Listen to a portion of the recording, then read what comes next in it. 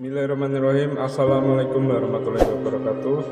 Pemirsa yang dirahmati Allah, marilah kita simak ceramah dari Gus Baha dengan tema Surga Jalur Matematika.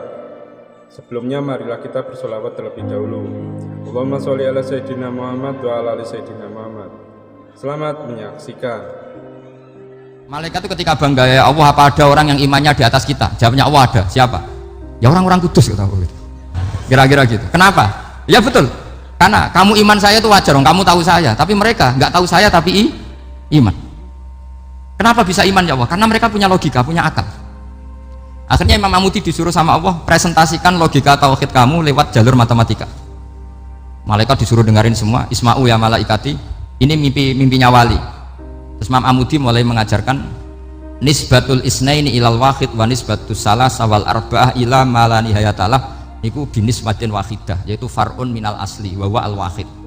Mbok angka sebanyak apapun 2, 3, 4 sampai 1 miliar, itu nisbatnya ke angka 1 adalah nisbatul far'i ilal asli. Semuanya berasal dari 1. Maka hadhil awalim atau hadal alam ila ma la nihayatalahu, tetap semuanya ini cabang dari 1, yaitu wujud dari 1, yaitu Allah Subhanahu wa ta'ala.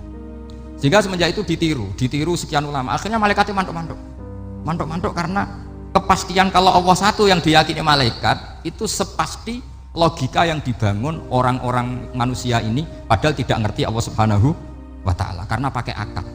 Sehingga di pondok itu orang harus ngerti mantek. Orang mantek itu ilmu yang jelimet tapi menyenangkan.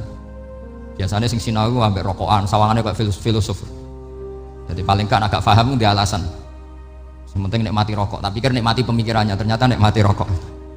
Kayak kemarin saya datang ke resepsinya Gus Agil, saya itu tertawa terus karena dengerin Habib Mutahar. Saya membaca bahayanya rokok, setelah tahu bahayanya saya berhenti membaca. Tak pikir itu kan setelah tahu bahayanya saya berhenti merokok, ternyata enggak. Saya baca bahayanya apa? Merokok. Setelah saya baca, maka saya berhenti membaca, gitu. Bukan berhenti merokok. Itu ilmu kelas tinggi seperti itu harus mantap. Pernah beliau ditegur dokter, Beb, kalau rokok terus nanti mati. Tenang saja, saya masih bawa korek. Dikira itu kan orangnya yang mati, ternyata beliau enteng saja. Santai aja dok, saya masih bawa korek. Jadi saya bukan nyarankan santai rokok, tapi orang rokok itu memang punya logikanya sendiri. Kalau Banafek Hajen itu masih pernah bahasa juga. Karena Banafek juga turunan Bang Mutamakin.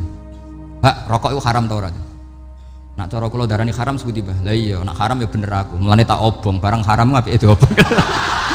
Jadi saya sama orang-orang sepuh itu tidak pernah menang.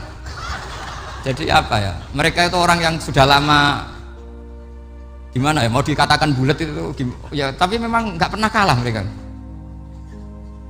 Ada satu kiai, masih misananya Mbak Nafek. Ini rokok 2 katanya.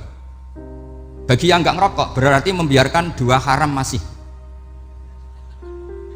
Bagi yang merokok berarti mengurangi haram. Kalah lagi saya. Jadi saya tuh pernah dibully 2 mbah saya. Karena 2 mbah saya ini rokok semua. Akhirnya saya sing nom ngalah gitu. Karena saya tidak mungkin bilang sing waras ngalah karena kalah sepuh gitu. Jadi ya sudah, mau tidak mau harus bilang sing nom kalah. Tapi yang penting itu kita mendengar. Jadi ternyata sepinter-pinternya kita itu mesti kalah pinter sama yang sepuh-sepuh itu. Jadi kalau tahu bahayanya rokok lewat membaca ya harus berhenti merokok. Berhenti membaca katanya. Nah malaikat ini cerita lagi malaikat. Saya memang dari awal niat hormat Raden Asnawi karena buyut-buyut beliau itu ketemu di buyut saya. Saya ini turunan Mbak Asnawi sepuh. Terus cuma buyut saya itu nikah Lasem, terus saya keceluk cucunya keluarga Lasem. Sebenarnya saya juga cucu Kudus. Tapi terus alhamdulillah sekarang kembali karena buyut saya menyuruh saya ngajar di Damaran, terus sampai sekarang saya ngajar di Damaran. Tapi buyut saya itu masih lahir di Damaran. Namanya Mbak Hafsah, itu Hamsah binti Maksum bin Soleh bin Asnawi sepuh. Sama seperti nasab di sini Raden Asnawi, Mbak Abdul Husnan, terus Nyai Ayu Sofiyah, terus Mbak Raden Asnawi. Saya mau cerita, jadi ilmu itu lebih keren kita. Sehingga Rasulullah SAW pernah ngendikan, saya ini rindu sekali li ikhwani, kata Nabi itu ikhwani. Kata sahabat bilang, alasna ikhwanaka ya Rasulullah, bukankah kita ini saudara kamu, saudara engkau ya Rasulullah? Tidak, antum ashabi, kamu itu sahabat saya. Siapa teman-teman kamu itu ya Rasulullah? Yaitu kaumun yang tidak melihat saya, kemudian iman kepada saya. Jadi mereka seperti kita semua di Kudus ini tidak melihat Rasulullah SAW, tapi iman sama Nabi. Dan ketika malaikat yubahi bikum malaikah, Allah bangga dengan malaikatnya, membanggakan kita. Sampai malaikat itu sentimen, kok bisa ya Allah? Ya karena tadi kamu iman sama saya wajar, karena kamu melihat surga, melihat neraka, melihat aras. Sementara orang kudus coba melihat apa? Paling simpang 5, apa simpang 7 itu. Tapi imannya nggak kalah dengan malaikat. Kenapa nggak kalah? Karena tadi kita diajarkan bahwa nisbatul isnaini wassalasah wal arba'ah ila ma la nihayata laha itu sama-sama nisbatul far'i ilal asli.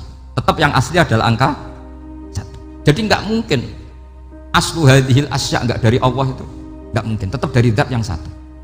Kemudian tentu ini bukan nisbatul walad ilal walid, anak ke bapak tentu enggak, tapi nisbatul khaliq sama makhluk. Tapi apapun itu pasti satu. Sehingga Imam Amudi akhirnya masuk surga lewat jalur itu, tidak usah lewat pertanyaan man rabbuka wa man nabiyyuka. Kelasnya disuruh ngajar malaikat. Saya punya rencana jadi pengajar malaikat nanti itu kan.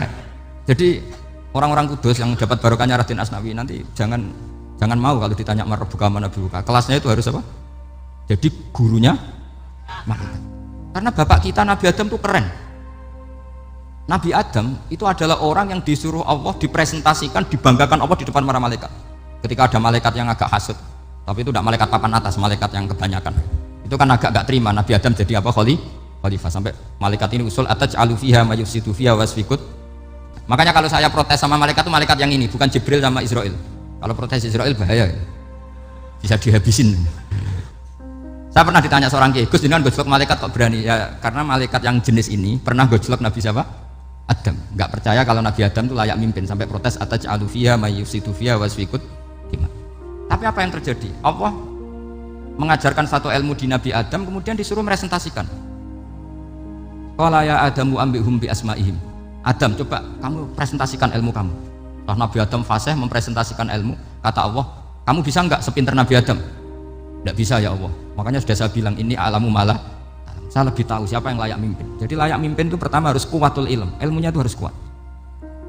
Nanti saya akan cerita hubungannya Raden Asnawi dengan Syekh Nawawi. Apa itu hubungan teman, apa murid guru, itu memang masih jadi polemik sampai sekarang. Kalau saya ya keyakinan saling istifadah. Ini bahasa netral, tidak murid guru tapi saling apa? Istifadah. Kata Syekh Nawawi dalam tafsir Munir itu, ilmu itu nomor 1. Sehingga beliau setiap ada ayat fa inna hisballahi humul ghalibun, beliau pasti menafsiri bil hujjah wal barohin la bis saulah. Saya masih ingat betul takbirnya, memang saya hafalkan. Dan Syekh Nawawi itu benar, Raden Asnawi juga benar, semua guru-guru kita benar. Karena agama ini sebetulnya bukan masalah negara, tapi masalah logika yang sehat. Uni Soviet itu pernah mengkooptasi Uzbek, Ceknya, Tajikistan. Itu 100 tahun, orang dipaksa ateis. Tapi orang-orang Uzbek, saya sering ketemu lama Uzbek, kadang ketemu di Korea, kadang di Malaysia. Orang-orang Uzbek itu punya basement di bawah tanah. Kemudian di bawah tanah ini mereka ngajarkan tauhid. Ngajarkannya ya gampang, misalnya ini sesuatu yang ada, ya ini ada penciptanya enggak? Ya ada. Siapa? Tukang katanya. Yang penting itu enggak ada logika bahwa sesuatu yang ada disebabkan oleh ketiadaan.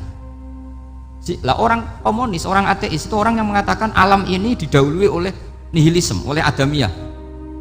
Masuk akal enggak sesuatu yang ada, penciptanya sesuatu yang tidak ada. Sehingga anak-anak Uni Soviet itu enggak pernah kepikiran membenarkan ateis, itu enggak pernah. Bareng Uni Soviet ada itu Glasnost Perestroika itu kemudian hancur, semuanya langsung menjadi negara Islam, termasuk Uzbek, Tajikistan, karena diajari ilmu bahwa ilmu itu yang nggak pernah kalah oleh negara.